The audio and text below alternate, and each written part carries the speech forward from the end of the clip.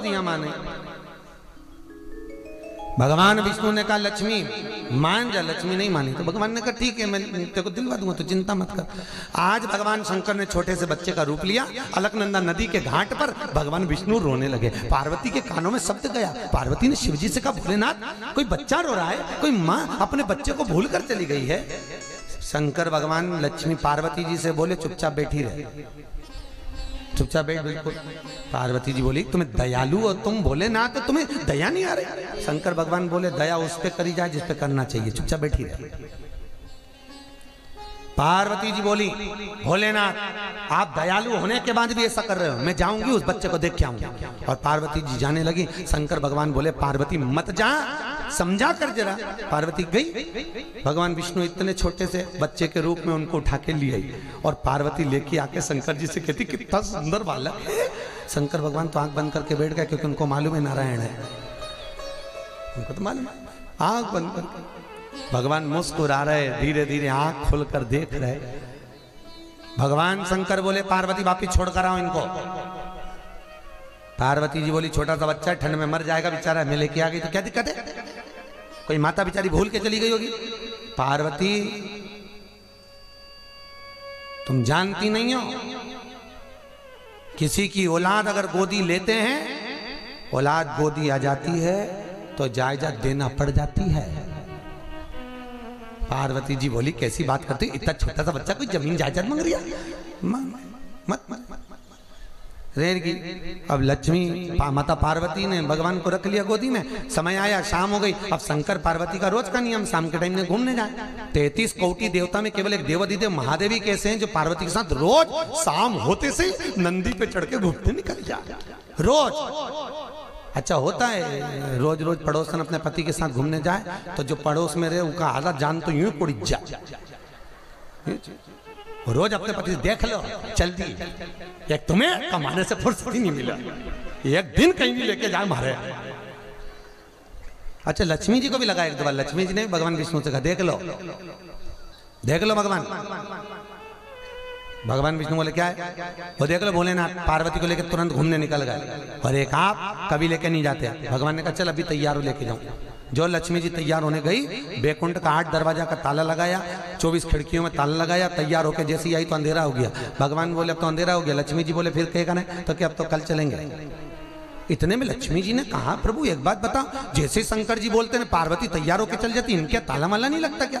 तो भगवान बोले कुछ होए तो लगे, अब कुछ है ही नहीं तो ताला क्या लगा। तो थोड़ा बहुत तो सामान होगा, थोड़ा बहुत तो होगा ना। तो इतने में भगवान नारायण बोले थोड़ा बहुत होता है। तो भगवान शंकर जब जाते हैं तो गले में से बब्बा को उतार के दरवाजे पे छोड़ जाते हैं। किसी के बाप में दम हो तो घुस के बता दे, कौन जावे जाए कौन।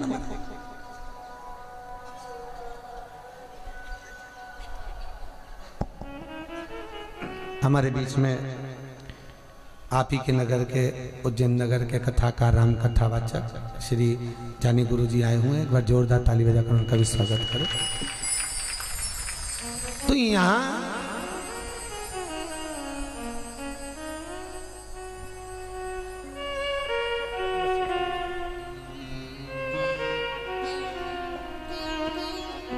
भगवान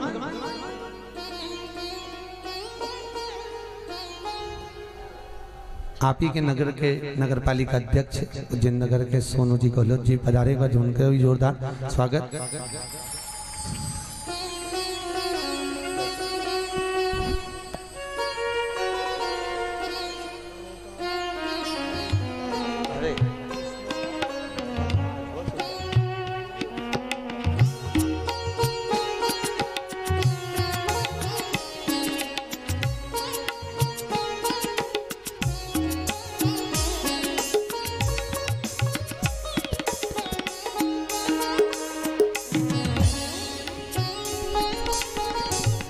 बोल काशी विश्वनाथ भगवान की हर हर।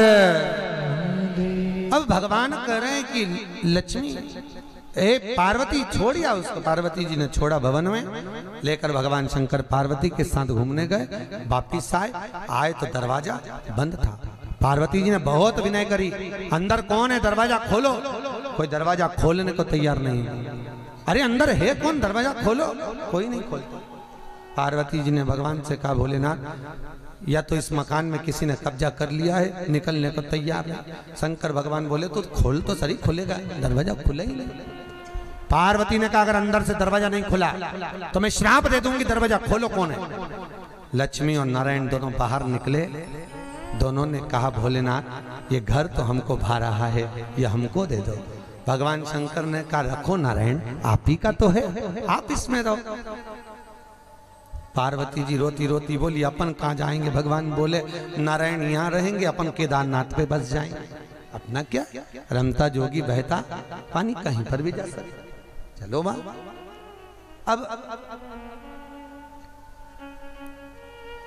भगवान विष्णु ने कहा लक्ष्मी तेरे कारण भगवान शिव को अपना घर छोड़ना पड़ा है, तो इस मंदिर के अंदर मैं तेरे साथ नहीं विराजूंगा। मैं अंदर तो बाहर। आज भी बद्रिकाश्रम में नारायण अंदर हैं, लक्ष्मी बाहर है।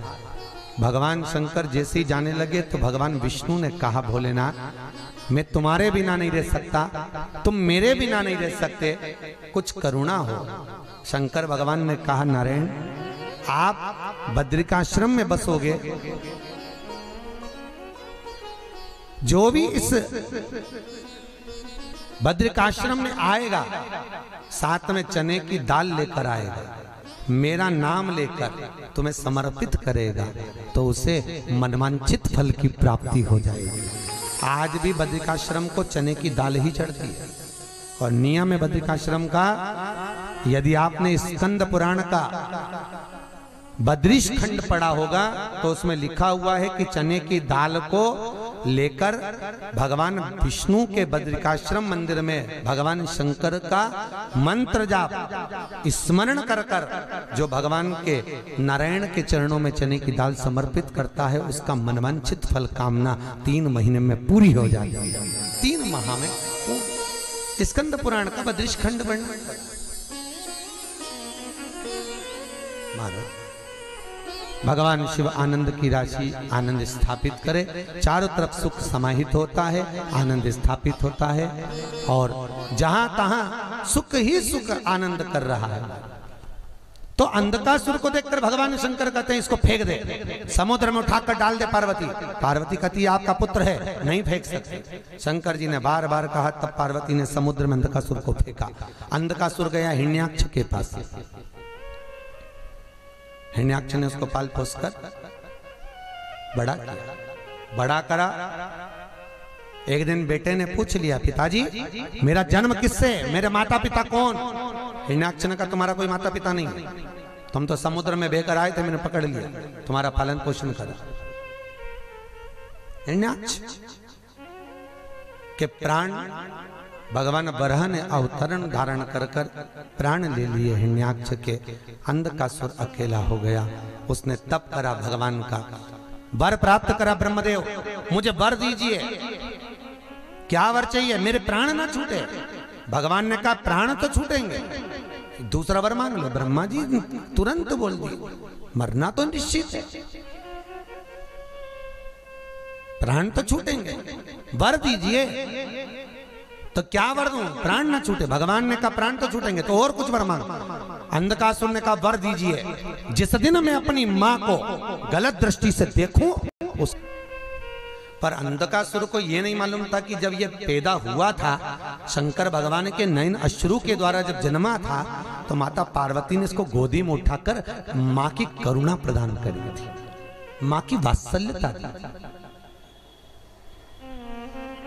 जिस दिन मैं अपनी मां को गलत दृष्टि से देखूं उसी दिन मेरे प्राण छूटे। समय आया, अंधकासुर ने चारों तरफ हाहाकार मचा दिया। आज दूतों को कहा जाओ जो जगत की सबसे सुंदर स्त्री हो उससे मैं शादी करूंगा, विवाह करूंगा, उसको लेकर आओ। दूतों ने कहा जो सबसे सुंदर थी उसको तो शंकर जी ले गए। जो जगत की सबसे सुंदर जगदम्बा भवानी मां मेरी दुर्गा महारानी जो सर्व सुंदर थी उसको तो शिव ले गए। और होता है बहू से ज्यादा मेरी माताएं जो बुजुर्ग होती हैं इनकी सुंदरता का व्याख्यान करा नहीं जा सकता साहब, क्योंकि अंतर है इन दोनों में। बहू पार्लर में तैयार होती है तो थोड़ी देर की सुंदर दिखती है, सास सत्संग में तैयार होती है तो बुढ़ापे तक सुंदर दिखती है। सुंदरता का भाव।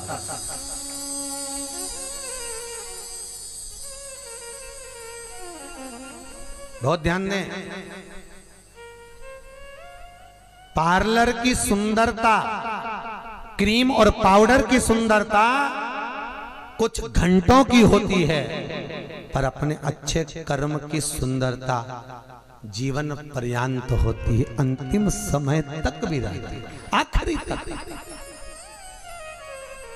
इसलिए फिर निवेदन है, मत बुरे कर्म कर बंदे वरना पछताएगा, भगवान की आंखों से तू बच नहीं पाएगा, तू बच नहीं। अच्छे कर्म का जो फल है वो जीवन में सुख का अनुभव करा देता है। कल की कथा याद कर लो, फिर वही बात आ गई, तुम जो कमाओगे उसका भोग पूरा परिवार करेगा, परंतु तुम्हारे कर्म का भोग तुम्हें अकेले ही करना पड़ेगा। जैसा कमाया है वैसा तुम्हें मत जवाब देना पड़ेगा उस परमात्मा को, उस त्रिलोकी के नाथ के सामने जाना पड़ेगा। चकन अंधकासुर गया तो क्या हुआ, शंकर जी ले गए तो मैं उसको अपना बनाऊंगा, और चला शंकर भगवान के कैलाश पर पहुंचकर जो मां जगत जननी को देखा और आवाज लगाकर कहता है कि तुम मेरी बन जाओ। मां को क्रोध आ गया, पर मां को सबसे बड़ा दुख इस बात का था कि मां बेटा कैसा भी हो पर मां अपने बेटे का वध नहीं कर सकती, मां अपने बेटे का वध नहीं कर सकती। मैं इसको मारूं तो मारूं कैसे, कैसे मारूं? मां बोली कम, तिरछी दृष्टि से जब मां ने देखा, फिर अंधकासुर ने कहा तुम मेरी बन जाओ, तब भगवान शंकर को क्रोध आया, क्योंकि मांगा था जब अपनी माता को गलत दृष्टि से देखेगा तो इसके प्राण छूटेंगे, और माता को जब गलत दृष्टि से देखा बस शंकर और शक्ति का मिलन होता है, अंधकासुर का वध होता है। देवताओं ने पुष्पों की वृष्टि करी, गंधर्व गान करे, चारों तरफ सुख समाहित हो गए। अब चारों तरफ तो आनंद स्थापित हो गया, पर समय आया तो हिरण्यकशिपु की कथा का वर्णन आया। या अंधकासुर की कथा और हिरण्यकशिपु की कथा का व्याख्यान या शिव महापुराण में कहा। अंधकासुर के बाद में हिरण्यकशिपु ने तप करा, वर मांगा, नीचे ऊपर और अंदर बाहर, अस्त्र शस्त्र किसी से नहीं मरूं। तब भगवान से वर प्राप्त कर कर आया, घर गया तो पत्नी नहीं थी। ये कथा तो आपने सुनी है ना भागवत जी में। नारद जी लेकर आए, पुत्र हो गया था जिसका नाम प्रहलाद था। विद्याध्ययन के लिए पहुंचाया, पर गर्भ का ज्ञान प्रबल, गर्भित ज्ञान प्रबल। गर्भ के ज्ञान का प्रधानता है सर, बहुत ध्यान रखिए। एक बार पंढरपुर में कथा करने गए, वहां पर एक जजमान के यहाँ से बहू बोली गुरुजी हमारे यहाँ ना। हमने कहा हो जी आ जाएंगे। उनके यहाँ गए तो उसने सेब कतर के रखे, उसके 8 साल का लड़का 9 साल का, वो सेब की प्लेट उठा के भग गया। थोड़ी देर बाद बेचारी चांदी का गिलास में दूध भर के लाई, गरम गरम दूध, वो कपड़ा से लपेट के लाई थी। उसका छोरा फिर दौड़ के आया, वो दूध का गिलास लेकर चले गया, गरम की गरम घटर घटर पी गया। वो कंकु की थाली लाई, कंकु का चोपड़ा ले लिया, पूरा मुंह लाल पीला कर गया। उसकी बहू की आंख में आंसू था। कहा गुरुजी आपका अपमान हो गया। हमने कहा बेन जाने दे, अपमान चूल्हा में, पहले ये बताइए हुआ कैसे, पहले ये बता। कहे गुरुजी क्या बताऊं, जैसे आप कथा करने पंढरपुर में आए, एक महाराज जी भी कथा करने आए थे।